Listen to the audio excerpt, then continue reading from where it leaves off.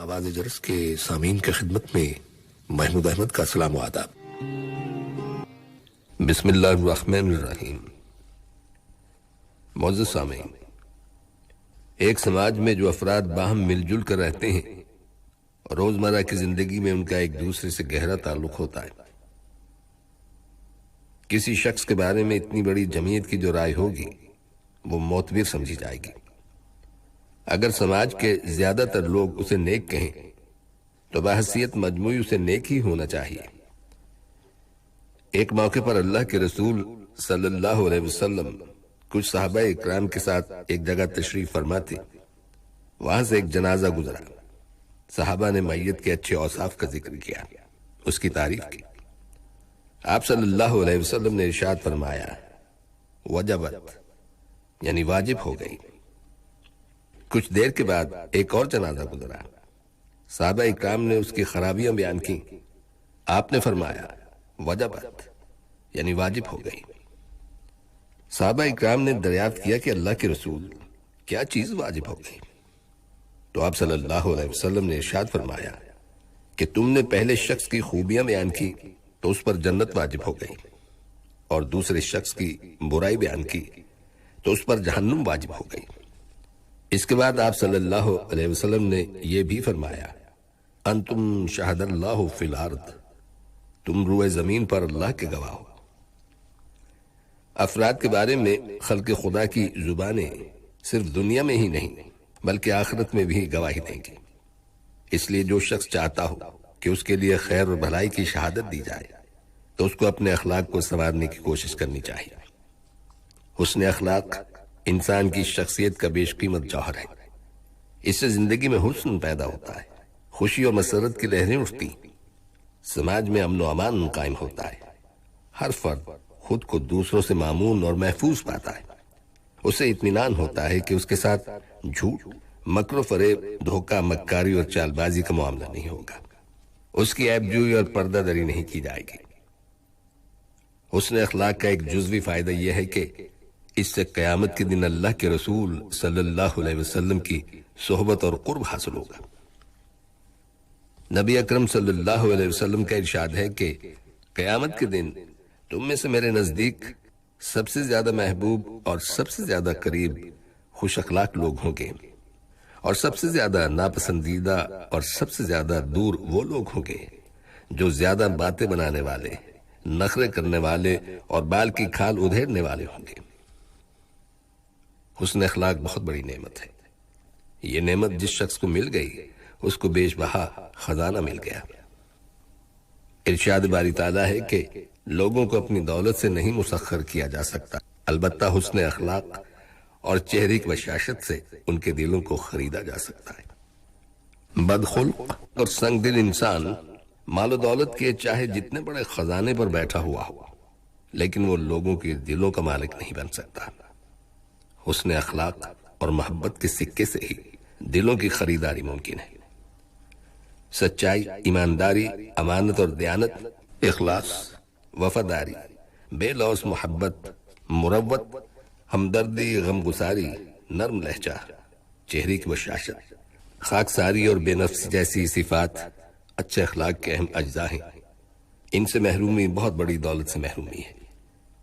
اس کے برعکس جھوٹ، خیانت، عیب جوئی، بدگمانی، وعدہ خلافی، نفاق، بزدلی، چغلی، فتنہ پروری، ظلم و زیادتی، ترش روئی اور سنگ دلی برے اخلاق کی علامتیں ہیں۔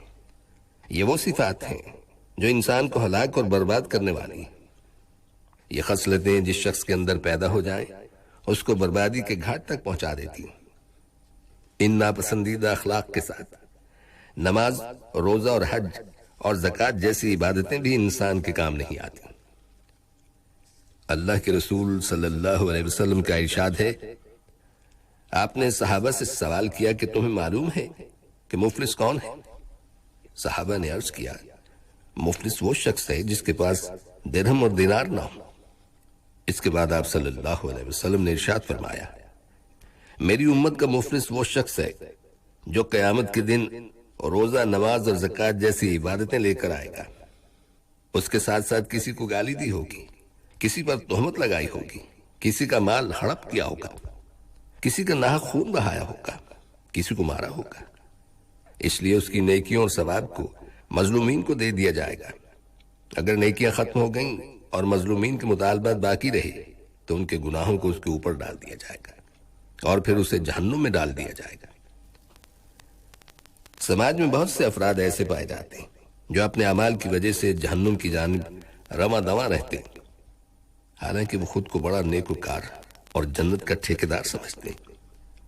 یہ لوگ دوسرے انسانوں کے ساتھ بدگمانی کرتے ہیں، حالانکہ بدگمانی سے سختی کے ساتھ روکا گیا ہے۔ ارشاد باری تعالیٰ ہے، اے ایمان والو، بہت گمان سے بچو، بعض گمان گناہ ہوتے ہیں۔ یہ لوگ دوسروں کی ذاتیات اور پوشیدہ امور کے پیچھے پڑے رہتے ہیں، ان کے عیوب کے ٹوہ میں رہتے ہیں، غیبت کرتے ہیں اور ان پر تہمت لگاتے ہیں، جبکہ ان کاموں سے سختی سے منع کیا گیا ہے۔ اللہ تعالیٰ کا فرمان ہے کہ تجسس نہ کرو، ایک دوسرے کی غیبت نہ کرو۔ کیا تم میں سے کوئی اپنے مرے ہوئے بھائی کا گوشت کھانا پسند کرے گا؟ تم ناپسند کرو گے۔ جھوٹ بولتے ہیں، حالانکہ اس سے سختی سے منع کیا گیا ہے۔ نبی اکرم صلی اللہ علیہ وسلم کا ارشاد ہے، جھوٹ گناہ کی جانب رہنمائی کرتا ہے اور گناہ جہنم کی طرف لے جاتا ہے۔ آدمی جھوٹ بولتا رہتا ہے یہاں تک کہ اللہ کے یہاں جھوٹا لکھ دیا جاتا ہے۔ یہ لوگ اللہ کے بندوں کی پردہ دری کرتے ہیں اور ان کے عیوب کی تلاش میں لگے رہتے ہیں۔ جو شخص کسی مسلمان کی پردہ دری کرتا ہے، اللہ اس کے عیوب کو لوگوں کے سامنے ظاہر کر دیتا ہے، اور اللہ جس کے عیوب کو ظاہر کر دے اسے رسوا کر دیتا ہے۔ حضرت ابو ہریرہ رضی اللہ تعالیٰ عنہ سے روایت ہے، کہتے ہیں کہ اللہ کے رسول صلی اللہ علیہ وسلم نے ارشاد فرمایا، جو بندہ کسی بندے کی دنیا میں ستر پوشی کرتا ہے تو اللہ قیامت کے دن اس کی پردہ پوشی فرمائے گا۔ کچھ لوگ برائی کے خوگر ہوتے ہیں، وہ جہاں رہتے ہیں برائی اور گندگی کی تلاش میں رہتے ہیں، حالانکہ دل کی سلامتی اور پاکیزگی ہی وہ صفت ہے جو انسان کو جنت میں لے جانے والی ہے۔ دل کی سلامتی بہت بڑی نعمت ہے۔ ایک صحابی کو اللہ کے رسول صلی اللہ علیہ وسلم نے جنت کی بشارت دی۔ ایک دوسرے صحابی نے ان سے ان کے اعمال کے بارے میں دریافت کیا تو انہوں نے جواب میں کہا، میرے پاس نمازوں اور روزوں کا ذخیرہ نہیں ہے، البتہ ایک چیز کا اہتمام کرتا ہوں، اور وہ یہ کہ جب میں رات میں بستر پر جاتا ہوں تو اس حال میں سوتا ہوں کہ میرے دل میں کسی کے متعلق کینہ نہیں ہوتا۔ حقیقت یہ ہے کہ جس شخص کا دل کینے، بغض اور بدگمانی سے محفوظ رہتا ہے وہ خوش و خرم رہتا ہے، اور جس شخص کے دل میں کینہ اور حسد ہوتا ہے وہ اطمینان اور سکون کی زندگی سے محروم رہتا ہے۔ خوف، الجھن، بے چینی اور پریشانی کی زندگی اس کا مقدر بن جاتی ہے۔ وہ اندیشوں اور گھبراہٹ میں مبتلا ہوتا ہے، کیونکہ دوسروں کے عیوب تلاش کرنا اس کا اہم مشغلہ بن جاتا ہے، اور جو شخص دوسروں کے عیوب میں سرگردہ رہتا ہے وہ ہمیشہ خوف، وہم اور اندیشوں میں مبتلا رہتا ہے۔ عقل مند وہ شخص ہے جو خود اپنا محاسبہ کرے، دوسروں کے سامنے اپنی پارسائی نہ بیان کرتا رہے، بلکہ آخرت کے دن سے ڈرے اور ہمیشہ اپنی کمزوریوں کی اصلاح کی فکر کرتا رہے۔ سامعین، قول و عمل میں یکسانی ایک لازمی جز ہے، اس کے بغیر بات میں تاثیر پیدا ہو ہی نہیں سکتی۔ اسی لیے اللہ تعالیٰ متوجہ کرتا ہے اور فرماتا ہے کہ اے لوگو جو ایمان لائے ہو، تم کیوں وہ بات کہتے ہو جو کرتے نہیں؟ اللہ کے نزدیک یہ سخت ناپسندیدہ حرکت ہے کہ تم کہو وہ بات جو کرتے نہیں ہو۔ یہاں یہ بات واضح کر دی گئی ہے کہ جو بات بھی ادا کی جائے اس پر خود عمل کیا جائے، اور اگر اس پر عمل نہیں کیا جاتا تو نہ صرف وہ بات بلکہ وہ شخص بھی مجروح ہوتا ہے اور اللہ کی پھٹکار پڑتی ہے، اور وہ دنیا اور آخرت میں ناکام اور نامراد ہوتا ہے۔ اسی طرف توجہ دلاتے اور ڈراتے ہوئے فرمایا گیا، تم دوسروں کو تو نیکی کا راستہ اختیار کرنے کے لیے کہتے ہو مگر اپنے آپ کو بھول جاتے ہو، حالانکہ تم کتاب کی تلاوت کرتے ہو۔ کیا تم عقل سے بالکل ہی کام نہیں لیتے؟ آج بھی اور آج سے پہلے بھی دنیا میں بہت سارے نقطۂ نظر نہ صرف موجود تھے بلکہ موجود ہیں